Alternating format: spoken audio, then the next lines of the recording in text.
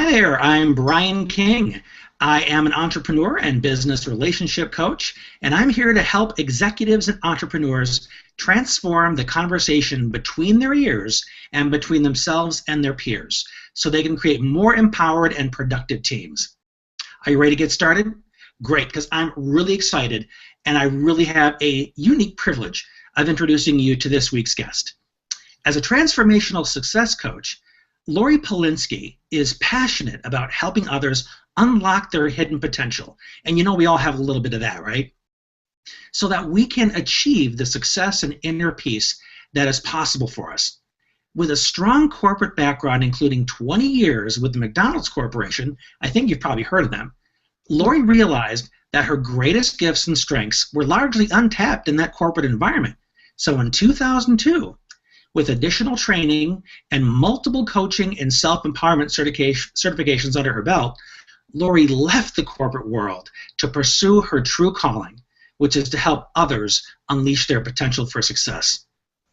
As an inspirational speaker, Laurie speaks to groups and organizations about how to effortlessly attract more clients, more money, better relationships, and joy into your life. Anything off that list interest you? In addition to her coaching practice, Laurie is co-founder and trainer of the Courageous Leadership Coach Certification Program, which trains life coaches to help their own clients make faster, more sustainable transformations. So, without further ado, welcome to the show, Laurie Polinski. Thank you, Brian. I'm glad to be here. My pleasure. Let's frame the conversation with one of my favorite quotes from Ralph Waldo Emerson. This is what he said. To be yourself in a world that is constantly trying to make you something else is the greatest accomplishment. Are you familiar with that quote, Laurie? Yes, sir. yes. It's also one of my favorites. What it really speaks to is the topic of our conversation today, which is the power of authenticity in business relationships. And what Emerson is really talking about there is there are pressures from all sides to be a certain kind of person. You know, whether it's in the context. One thing you and I hear in the circles that we travel in together is you have to look professional, you have to act professional, you have to be professional. And yet, we're also hearing this counter-argument that authenticity is key, right?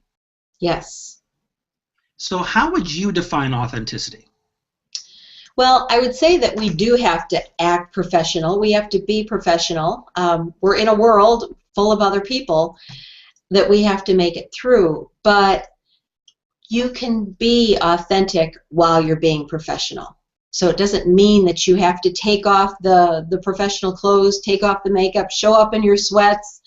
It just means that authenticity really is that part of you that came here when you were born. It's the only thing you came into the world with, and I guarantee you, Brian, it's the only thing you're going to leave with.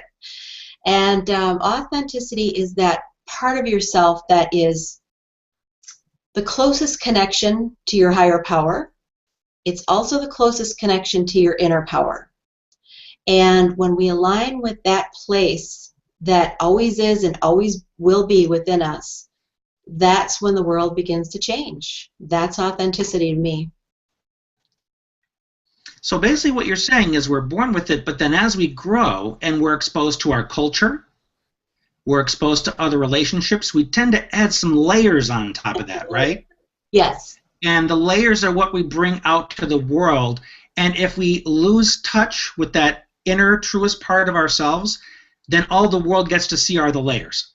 Correct. That's correct. Now, in prep for our conversation today, I reached out to my Facebook community with this talk about authenticity, and this is how I framed authenticity for them. I said, being authentic doesn't mean sharing every thought and feeling the moment you have it. Mm-hmm. That can just make you appear impulsive and erratic. Mm-hmm. Being authentic does mean that you engage the world in a way that is true to yourself. Authentic living means you are the same person regardless of the context.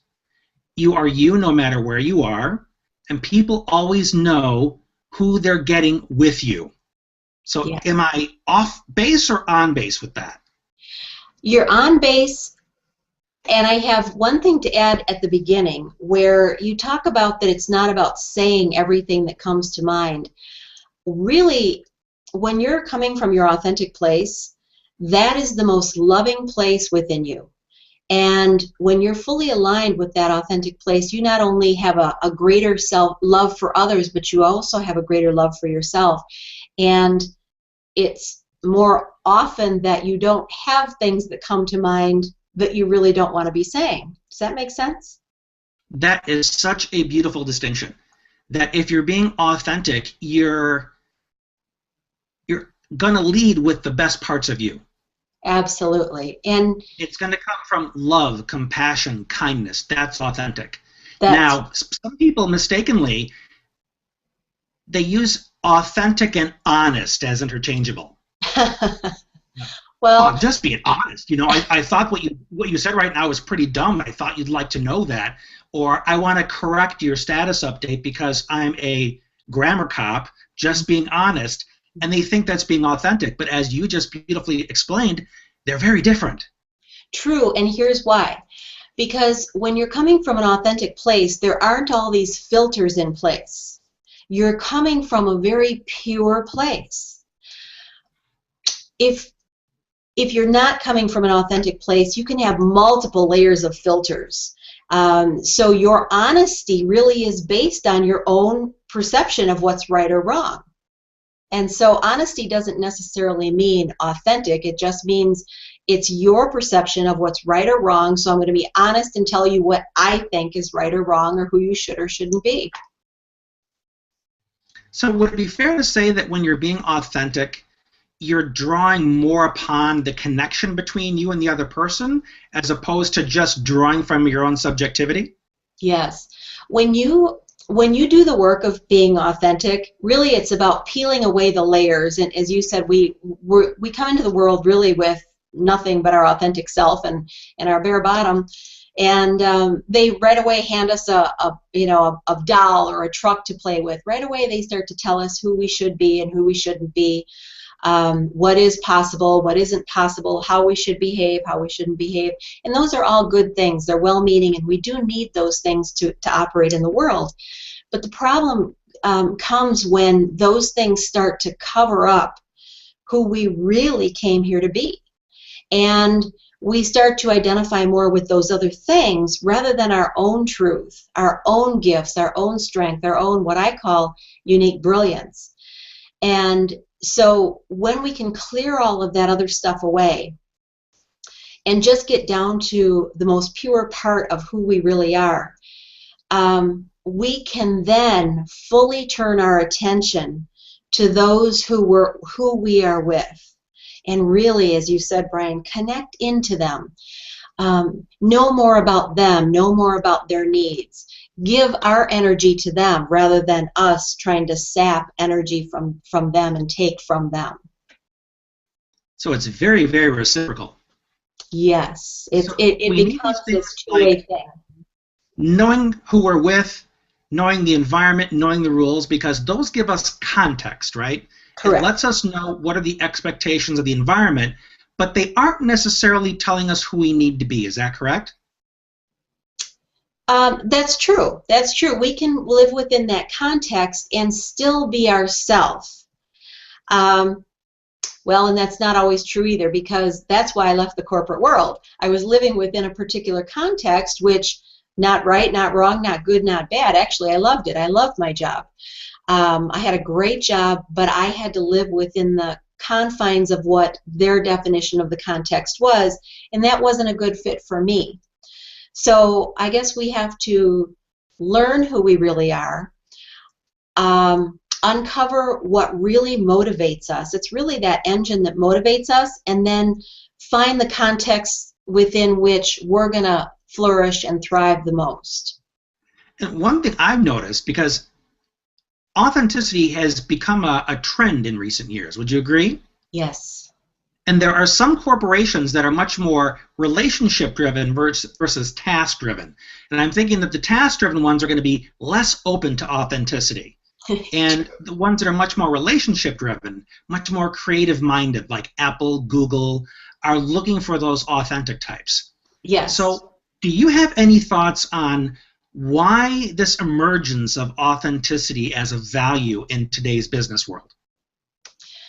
Well, I think with today, I mean, we've spent, I don't know, probably the last at least 20 years with technology and really building technology, and now we've got it hanging off of us. We've got technology everywhere, and I think people are really hungry for that connection.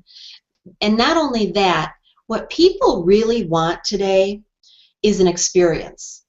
I just came from a big networking event. There was probably 200 people there, and there was a lot of people there that sold insurance, and a lot of people there that, you know, sold jewelry or facial products, and a lot of coaches there also.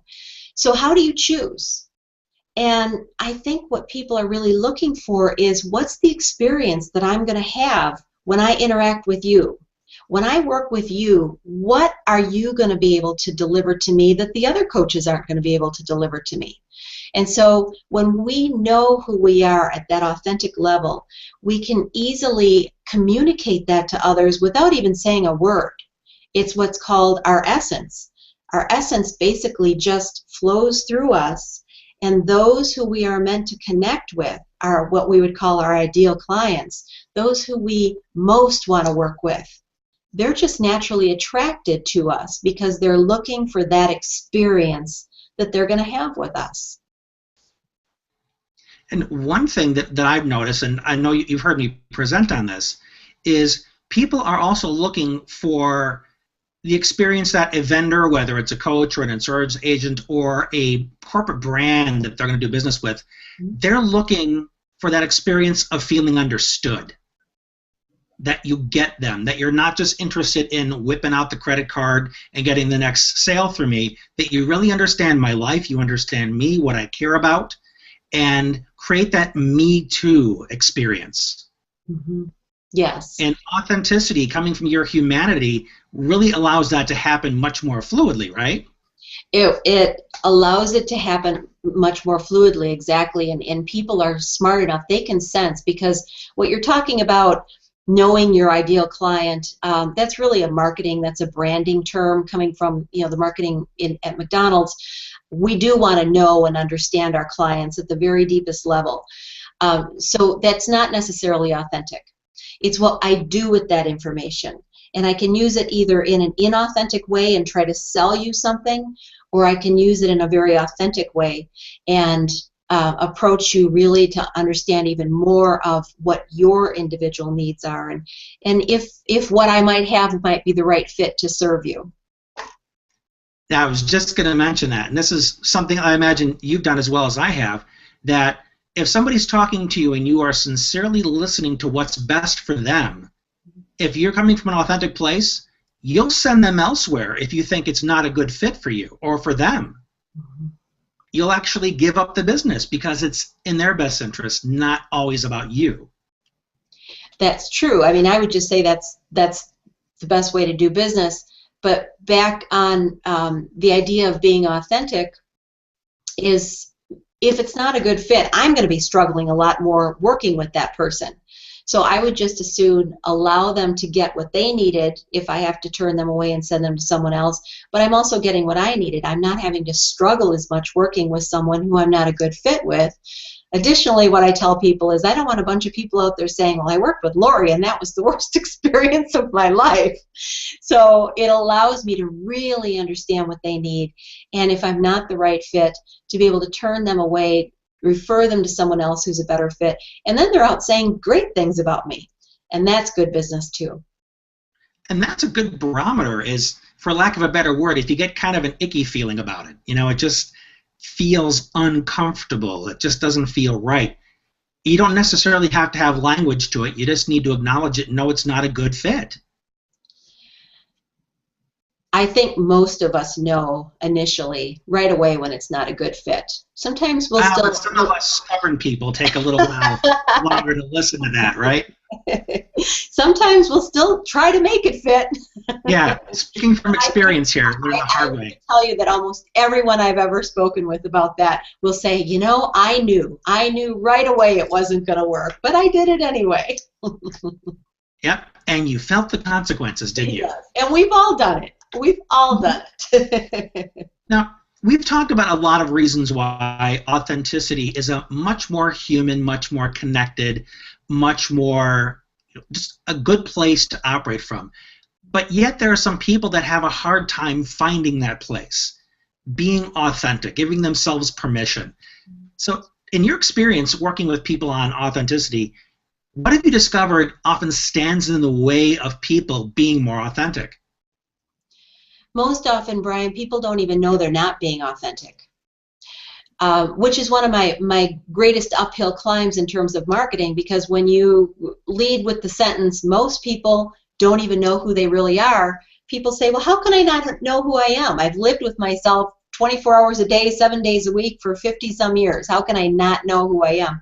Most people don't know that they're completely disconnected with what we would call the true self, the authentic self, and are become so identified with this idea or this sense of who they are. And so even when I give them the assessments that I have that says, well, yes, this is who you think you are, but these are really your natural internal drivers. I've had people actually get angry. I am not that person. So then it's my job as a professional, trained in this, to be able to ask the right questions until they get to the point where they say, oh my gosh, I remember when I was that person. And now how can I get back there? So we're talking about those layers again. Yes. Where sometimes people, and I see this with a lot of kids early on, where they're getting so much approval from the adults in their life that they start to lean towards who they think they should be, as opposed to learning who they are. Yes. And if that track continues into adulthood, then you're walking around, you got the right job, you married the right woman, you got the right house, but you still feel empty. Yes. Because you're not living from your authentic place yet. Yes, it's human nature. Don Miguel Ruiz is the author of a book called The Four Agreements, and he calls it, I call it conditioning. He calls it domestication, the domestication of humans, that we're just like our pets, is that we're rewarded for the things that we do good to please our parents, our caretakers, our teachers, our churches, our whatever, society. But we're rewarded for those things when we do good, and we're punished for those things that we don't do good. And so as humans, we lean, like you said, lean toward the reward. And so that's what we go through life then, looking for that reward, feeding off that reward, which tends to lead us further and further away from that inner authentic self. So we spend our lives chasing the carrot at the expense of our hearts. Beautiful way to put it. Yes, absolutely. And most unfortunate, we're going to have to teach people how to change that paradigm quickly if they find themselves in that place. And I saw you give a wonderful presentation on this topic about a month or so ago. And during that presentation, you talked about 3 secrets to living a more authentic life, correct? Yes. Would you do us the honor of sharing those 3 secrets with us? Well, the first secret is to know thyself. Awareness is key. Like I said, when I give somebody an assessment and I show them what it says their internal drivers are, and they completely reject that initially, they don't even have an awareness that this dis-ease that they're feeling, or this dissatisfaction, or like you said, emptiness, they're not even aware that what's causing it is the idea that they're disconnected from their true self. So really, to know yourself. There's so much that we become good at, again, following that carrot, following the reward. So we can train ourselves to become really good at something, and that was really my story in the corporate world. I was really good at what I did, and I got rewarded. But yet, there was still something missing. There was a disconnect, and I didn't know what it was. And I actually had to leave the company in order to find it. Now, we don't have to leave our jobs. We don't have to leave our relationships to find it. But what we do have to do is to uncover that authentic part, and to recognize the difference between our authentic self and our conditioned self. And when we can get clear on who we really are, that's the key. That's the very first key. One thing to add here about knowing thyself, because that was a powerful insight for me too. One that I discovered from this old guy named Socrates. He was around a couple thousand years ago. And one thing I learned about that process of knowing thyself is it does not require you to look at yourself through a critical lens, where you have to sit there and look at every welt, pimple, and imperfection and judge it negatively. People often think that getting to know yourself means admitting what's broken, wrong, imperfect, and that's just not the case. It's just admitting and becoming more comfortable with what is true for you, right? Yes, and when you find what's true for you, those old awful things that we at one point thought were old and awful really simply fall away. And we turn around and we recognize them as experiences that we had to have in our life to bring us to where we are today. All part of the journey. Yes. So what is secret number 2? Secret number 2 is free thyself. And that's when those old things fall away. But we all have these things going on in our subconscious. You're not good enough. Who do you think you are? What if you fail? And we pick these up between the age of 0 and 7. So by the time we're 35, 45, 55, 65 years old, we don't even realize that those are actually messages that are running in our subconscious. And those literally run everything in our life. And we don't even know it. So they start to hold us back and keep us from being who we really are and keep us from doing the things that we really want to do. And so it's to free yourself of those negative patterns in our life. Yeah. I imagine each of us has had the unfortunate experience of giving somebody some feedback only to watch them have an adult-sized temper tantrum in response to our feedback. And what some people don't realize they're seeing is they're seeing that 7-year-old self that you referred to, feeling that pain of being told they're not good enough. Yes, yes. So that can be a real good indicator that, hey, I'm working off an old program here that doesn't serve me. And maybe I should go back to secret 1 and take a look at that. Yes. Yeah, that was something that I really learned, that it's called pushing our buttons. And oh, yeah. If somebody says you're fat, you're ugly, you're stupid, and if you have a program that's running that actually believes that, you'll have that adult-sized fit, or you'll go home and cry or eat a bucket of ice cream. But if somebody says you have purple hair, you just say, no, I don't, because you know at every level of yourself that that's not true. So you're right. When you find yourself reacting, you know then that there's a program running inside of you that actually believes that to some extent. And is programmed to protect that little child. True. So secret 1 is know thyself. Secret 2 is free thyself. What's secret 3? Secret 3 is express thyself. Because when we now know who we really are, and we've cleared ourselves of those negative patterns that have held us back for so long, our true purpose, our true passions, our desires, our real power, our inner power can then flow through us, and we can begin to express ourselves in a way that's true and authentic for who we are. And then that's what actually reaches out and connects with others of like mind, and it draws back to us those things that we most want in our life. So secret 3 is where you take that knowledge and that new discovered freedom and you take it out into the world. Yes. Now, I also remember from that presentation of yours that you had 2 questions that you recommend that people ask themselves every day, right? Yes, sir. What are those questions? Question number 1, what do I want to be known for? And when you can really get to the core of what do you want to be known for, that's getting closer to your authentic self, and that's what you want to lead with. And question number 2 is, who needs me today? Wow, that is so service-minded. I think it really helps you accomplish exactly what you set for. is you're other focused. You're not coming from that subjective place. Yes. And the more our culture hopefully is evolving more towards that community-minded, that connection, that collaboration, that service type of mentality, and less about the me, hopefully we'll start seeing more of that. Yes.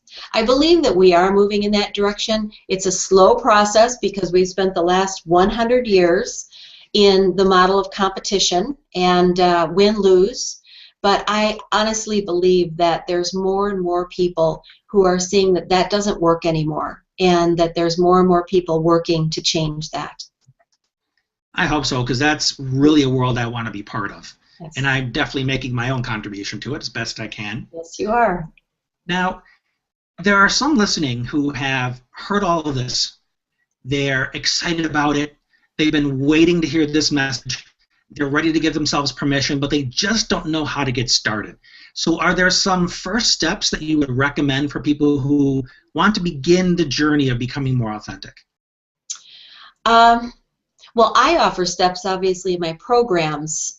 The first thing that I always start someone out with is a couple of different personality assessments. And you want to watch out for your personality assessments because there's a lot of them out there. Most of them that I had taken in the corporate world, they basically handed me a set of letters or, this is who you are. And it really pegged me into a role that wasn't true for me. It was basically just a feedback of who I thought myself to be based on those layers. The personality assessment that I use tells you, yes, that's who you think you are, but these are really your innate internal drivers. And if the two don't match, then we need to start asking questions to get to the bottom of who is it that is really inside of you. And that's really what changed my life, is that very assessment. Because it said, yes, this is who you think you are, and you're really good at it, but your internal drivers, your nature is completely opposite of that. And so it gave me that permission to step into something else. But if you can't find an assessment that you really like, what I would say is to start to listen to yourself and trust that inner voice, that little voice that's been with you for as long as you can remember, that's told you who you really are and what you really want to be doing. Pay attention to it. Allow it to come up and give you the hints and the clues. It's there for a reason. It's really your heart talking to you and telling you and trying to direct you. Now, one thing I want to add to that, and I'm doing this with my 12-year-old, who's going through a difficult time right now, is sometimes people hear the voice and they really want it to be heard, but they're concerned that the people around them won't accept it. So they're afraid to put it out there. Yeah. What I'm having my 12-year-old do is journal, because he needs to put some kind of a voice to it and have it externalized somehow, get it out there. And if he thinks he's not comfortable with somebody else hearing it yet, he can at least get it out there, read it, and validate it. And that's been very helpful for him. Yeah, that's brilliant. Yes. It's what we do, Laurie. Now, we only had this very short amount of time with you, and the information you gave us was fantastic. But I know that there's a place out there in cyberspace where if people wanted to find you and follow up and learn about all the wonderful things that you offer, where should we send them? My website is breakthroughcoachingadvantage.com, and my email is just Laurie@lauriepolinski.com. So you can reach me either place. Beautiful. Nice and simple. And I'm sure you're out there on Facebook and Twitter and all that fun stuff as well, right? I am. I'd love to connect with people on Facebook, yes. Laurie Polinski. Laurie, thank you from the bottom of my heart for spending this quality time with us and bringing your authentic self so that we can enjoy part of it. And anybody who's watching this today, if you benefited from it, please pay it forward. Share it with others so they can benefit from it as well. Don't forget to visit my website, brianrking.com. Send me an email at brianrking@me.com. Let me know how this episode has helped you, and ask me a question for that I can answer in future episodes. And be sure to join us next time for another episode. Until then, this is Brian King saying, thanks for being you. Thank you, Brian.